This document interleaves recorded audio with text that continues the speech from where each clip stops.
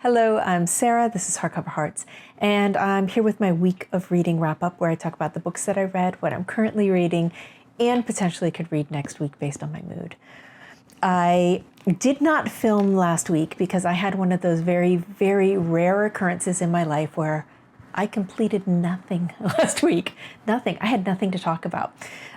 So in lieu of that, I did finish many more books and want to talk about them, so let's jump right in. The first book, I'm embarrassed to say that I actually forgot to wrap up entirely. And it's only because of Leo from Leo's Little Book Life. He told me that he keeps waiting for my review. And I thought, well, what do you mean? I already talked about it. And he, bless his heart, went back and looked at my videos and said, no, Sarah, you never talked about it. So apologies. And thank you, Leo, for being such a faithful watcher that you knew exactly that I had not finished this. So let me absolutely do a wrap up of this book, which is Menewood by Nicola Griffith. And this is the second book in a series that she's doing on St. Hildegard. So Hild is the first book, and it really talked about, it's a fictionalized kind of account, pulling from references, but really talking about Hild's childhood and her growing up in this kind of medieval, Middle Ages England, where there's feudalism and all of this clannish rivalry with all of these different sects, the advent of Christianity and the conflict that arises. Fascinating. He's reading Hild right now and wanted to know how Menewood is. And so allow me to say it is just as good, if not better, than Hild. So I'll front load I won't bury the lead. I'll put it out there like that. It was a fantastic book. So what I love specifically about this one, about Menewood, is we see Hild is older and she's taking on the persona that was really thrusted upon her as the seer. And so through this novel, she plays so many roles and is hyper aware of the power that each of these titles gives her. So it's almost, it reminded me very much of like a business book, and they talk about how to leverage power, how to think about power, how to think about strategic thinking and strategic skill building, because Hild does it to the extreme. And Hild is also amazing at building relationships. So as we open this one, we have Hild, who is really in a position of power, and she has fallen in love with someone she was not supposed to, and has married him and become pregnant with his child. Now, Hild is a warrior. Hild is also known as a seer or a prophet, and it's only because she's so astute, she's so smart. And what she does is she just observes and then assumes the collision of where all of these dots are going to end up. And it's because she understands human nature. She understands the natural world. She also understands the political implications of the different people in power and what they want. And she's able to leverage that through cunning and intelligence into a future that she wants, that she thinks is going to happen.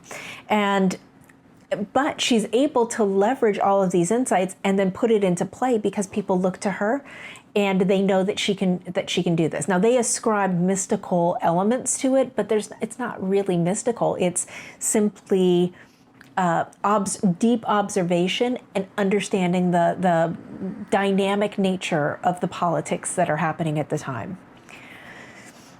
But she's also a warrior, and there are a lot of battles, a lot of wars that are fought, and she becomes a pawn by different factions because she means something to them, and she becomes a symbol.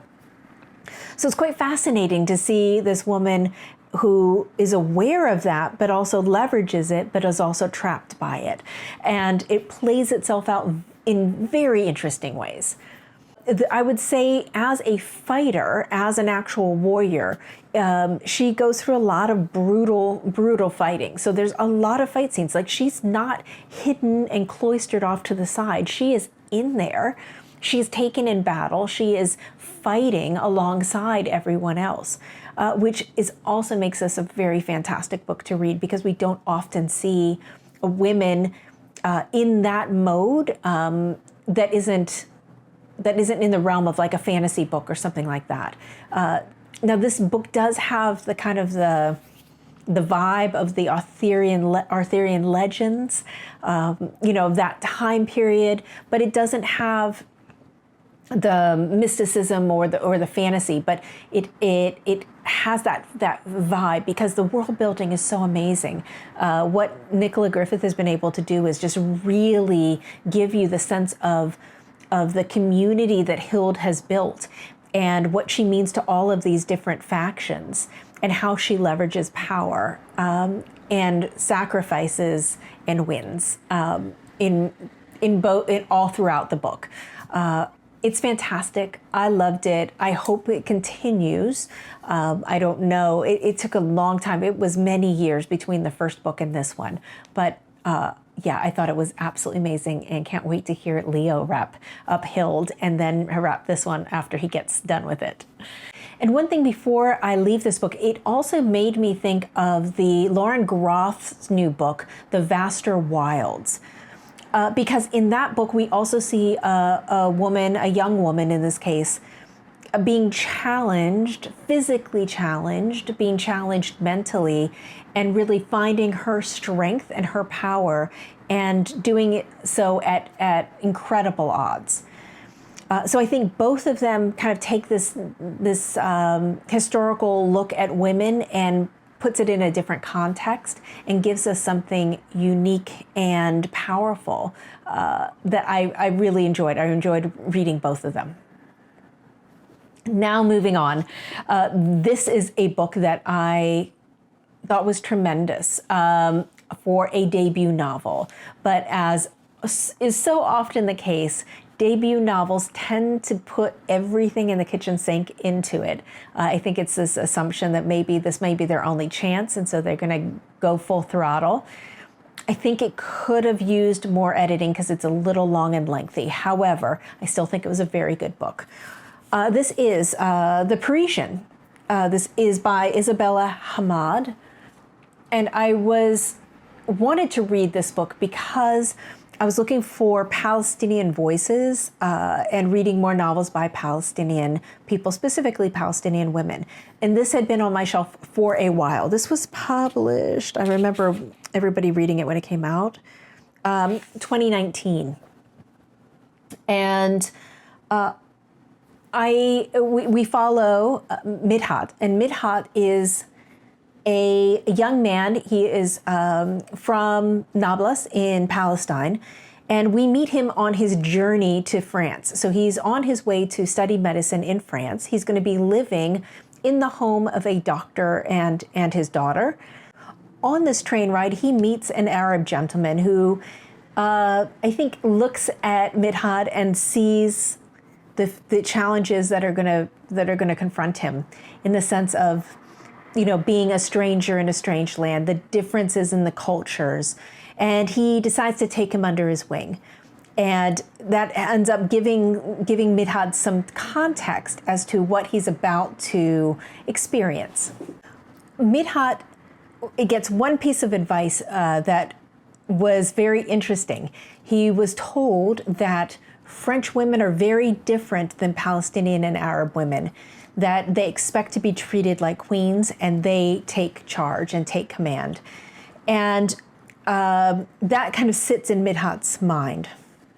He ends up going to, I think it's a University of Montpellier, and he meets this doctor and his daughter. His daughter is not very young. She's actually his age, also at university, and her name's Jeanette. And he is just completely swept up. He's swept up in his studies. He's swept up in their lifestyle. He's swept up in sharing a home with this woman, and he falls in love with her deeply. World War I breaks out because this starts in 1914. And as a foreign national, he's not expected to fight. But so many people in his medical school are signing up or being pulled into war, including some people that he's met that he's formed deep, important friendships with. So he's feeling a little out of sorts at that.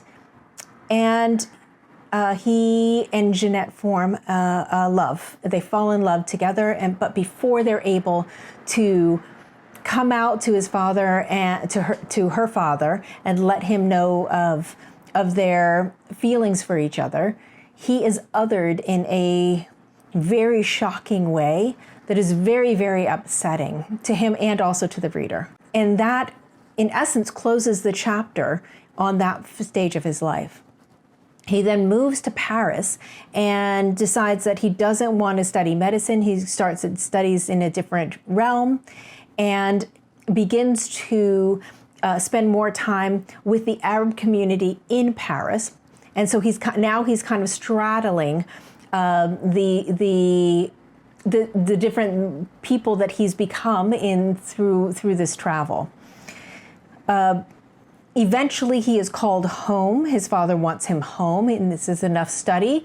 And now, all of a sudden, he's othered again because he's the Parisian. He's the man who lived in Paris and has all of these experiences. The story, like I said, it has so much in it. One of the things that I think was most interesting is, as he gets home, is the start of the conflict where the state of Israel was being created, and the challenges for the Palestinians and how they want to address this and how they want to stand up. The impact of the British, the impact of other countries making these determinations, and the war that breaks out. There's a lot here, so much here. It is a big book. This is, 549 pages. There's 3 pages of names. It's a sweeping novel. It's a war story. It's a romance. It's a immigrant story. It's a family tale. It's a coming of age. All of this is packed in. I think I enjoyed the book. I wish it had been edited a little bit more tightly, but for a debut novel, and especially the context of, I read so many books between the wars, so to have this context of the Palestinian experience in Paris, a place that I love very much, I found very interesting. So I would love to know if anybody has read this book and what your thoughts were. Now let me get to a book that took me far, far, far too long to read and was absolutely outstanding. May actually be in my top 3 of Victorian novels I've ever read. And this book is Deerbrook by Harriet Martineau. Gorgeous cover. This is Persephone. Although this is a gorgeous cover, I don't recommend this. The text is so tiny. Oh my God, it is so tiny. I had to move to Kindle because I literally couldn't see it, which is a shame. This is a fantastic novel. I was looking at Goodreads and Goodreads reviews after I'd finished it, and a lot of them talk about Harriet Martineau as a figure, kind of like the Brontes or like Austen, but they don't really talk about the book. And I think it's a huge disservice because the book is fantastic. So we open meeting 2 sisters, Hester, the older, gorgeous, beautiful sister, and Margaret, her younger sister, who is bright and intelligent and kind and compassionate. They have just been orphaned. Now they are young women, so they're not children, but they don't have any protection in the world because neither of them are married. They're arriving in Deerbrook to stay with their cousins, the Greys. And there's a lot of really funny passages in the beginning where they're kind of in mourning and a little shell-shocked, and the Greys are just so damn gossipy. They just are obsessed with this other family, the Rowlands. They really want to tell all of the reasons why these two young new people in town should hate this family. And it feels very petty, very silly, and the girls try to stay out of the fray.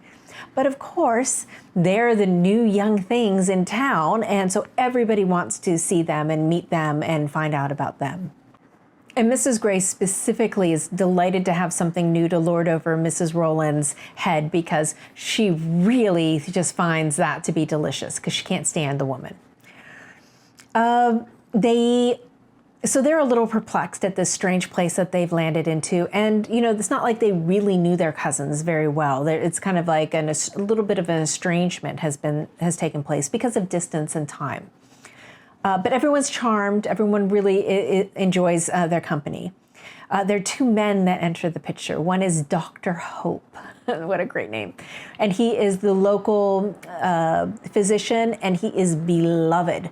He is the eligible bachelor who is kind and handsome and just everything you could ever want and wish for.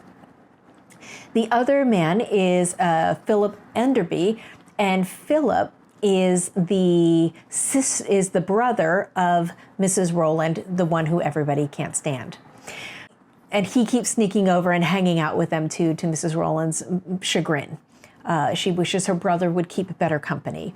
But she's not really worried, because he doesn't live there, he's just visiting, but he has prolonged his stay. Well, what's happened is that Dr. Hope is having feelings for Margaret, deep feelings.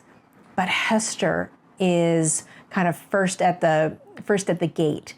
And after a situation happens, Mrs. Grey meddles and kind of convinces Dr. Hope that it is his duty, that he has led Hester on, and he needs to marry her. That would only be the fair and right thing to do. And so he sucks it up, not realizing that Margaret also has feelings for him. And so you have this really dramatic, very beginning of the story that only kind of grows and changes as you go through.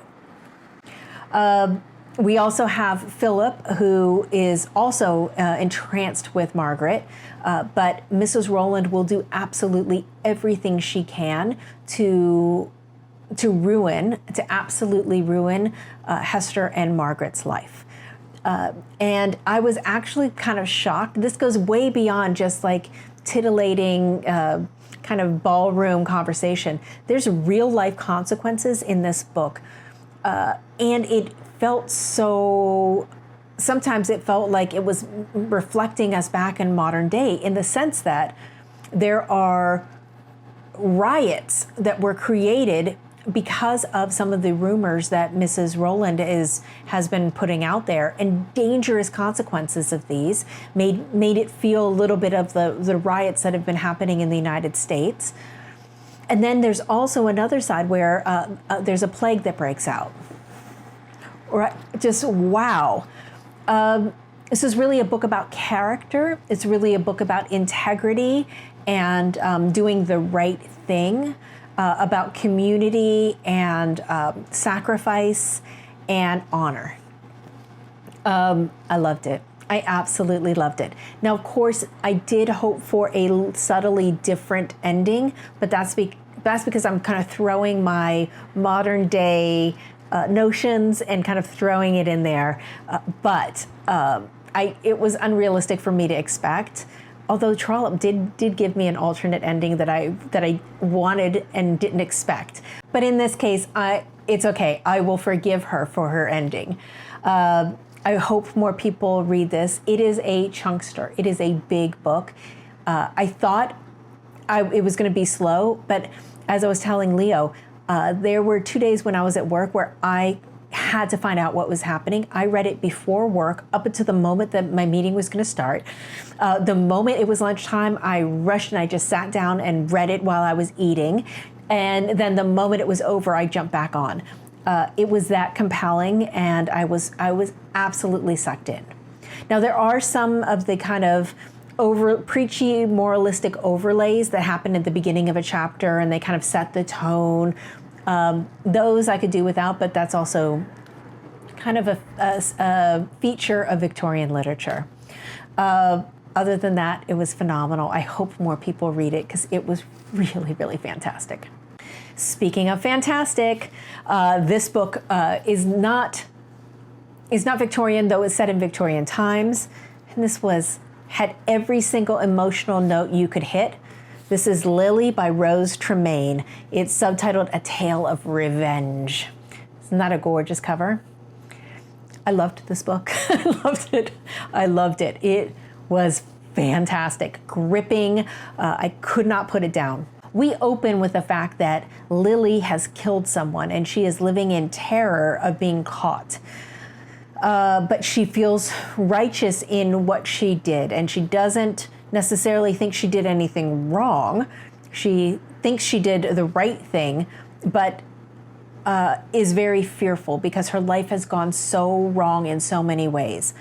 Starting at her birth, she was abandoned as a brand newborn and left in an isolated place, and wolves had come, including a wolf that had taken a bite out of her toe.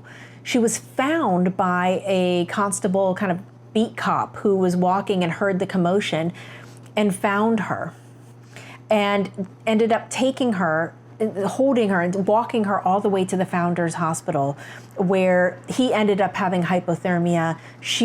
They both were saved, but at cost to them both. And in his mind, this moment was the best thing that he's ever done in his life, and kind of a touchstone for the person that he wanted to be as he continued on in his life. For Lily, things did not work out as well. She is kind of in the Founders Hospital, and she does survive and become okay, and then she's sent off to a foster family. Luckily, this foster family was really kind and loving in as much as they could because they were very poor. But she met a woman named Nellie, who was her foster mother, who showed her love and attention and hard work.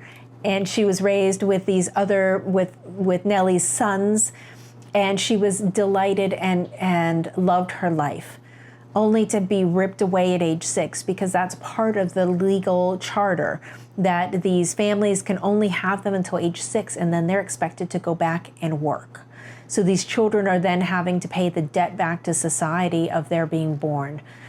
And she goes through all these horrors at the hospital, at the place that she was put.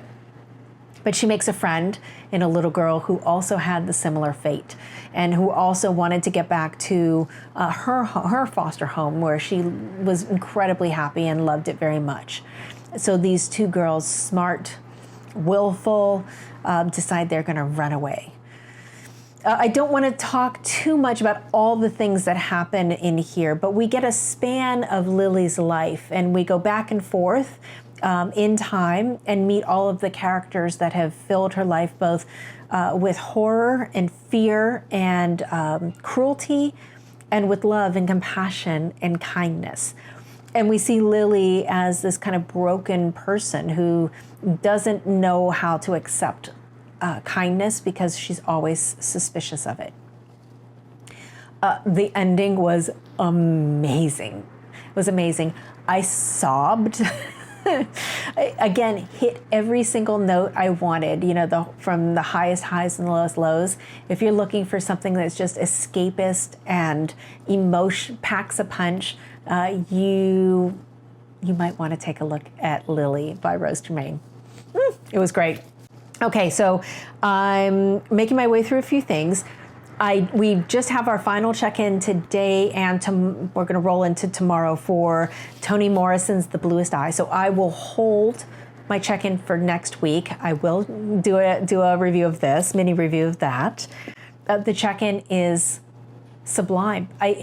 And maybe this is why I also didn't get much reading done last week. There were so many comments and so much rich conversation, so many thoughts and reflections that that kind of bounced off of each other. I spent the entire day reading and pondering and reviewing and thinking more about where we were in the text and what could come forward. So this, I will say, although my author spotlight series groups have always been tremendous, this one is exceptional because the material provided is so rich and nuanced, and there's so many different ways to approach it. So yes, so I want to take all of the comments in and really think about it, so I will review this next week. Then for my in real life book clubs, I'm reading Whale. This is by Myeong-Kwan, and it is translated from the Korean by Cheon Kim. I do wish Europa would put the translators on the cover. Europa, it's time. This has been up for the International Booker shortlist for this year. And so far, it is quite an interesting book. It has a little fable-esque aspects to it, but we're following a few young women in Korea and kind of watching them as they're going through their lives. 3 very different women and their different experiences. I'm hooked. The writing is really, really good. And I'm just curious to see where this goes. Very curious. Then it's Nonfiction November, and I picked this one up because Simone de Beauvoir is going to be one of our future next year, one of our author spotlight series. And this is How to Be You, Simone de Beauvoir and the Art of Authentic Living by Skye Cleary. And I have to tell you, I'm really enjoying this. I got this on a whim on the last trip in Europe, and I'm enjoying it very much. She's taking a lot of the philosophy and the historical record of Simone de Beauvoir and contextualizing it. And saying, well, what does that mean for us today? What does that mean for women? What is authentic life? What does that look like, and what does it mean? I'm enjoying it, and I've already had some nuggets out of here that I was like, oh, I think I could apply that immediately. So looking forward to reading more of this. Keeping on with the theme of Paris, I have this book that I got in Oxford, I think. Yeah, I got this at Blackwells, and this is Kiki Man Ray, Art, Love, and the Rivalry in 1920s Paris by Mark Braude. Great cover, right? So I'm looking forward to starting this. I just think it's such a perfect time, and it's that interplay of art and women, makes me very excited. And then I also have this teed up. I don't know if I'm going to be able to get to this yet, but this is Art Monsters, Unruly Bodies in Feminist Art by Lauren Elkin. And Lauren Elkin, I have another book of hers on Paris that she wrote some reflections on Paris while she was riding the bus. So she's an interesting author. So really looking forward to trying to get this done this Nonfiction November. So if you followed my channel for a while, you know that I love books about art, and especially women and women artists. So I would be remiss if I didn't try to sneak some art in somewhere this month. Okay, so that's it for me for now. I would love to know, have you read any of these and what were your thoughts? And I hope you're having a remarkable reading week, and I'll look forward to talking to you next week. Bye.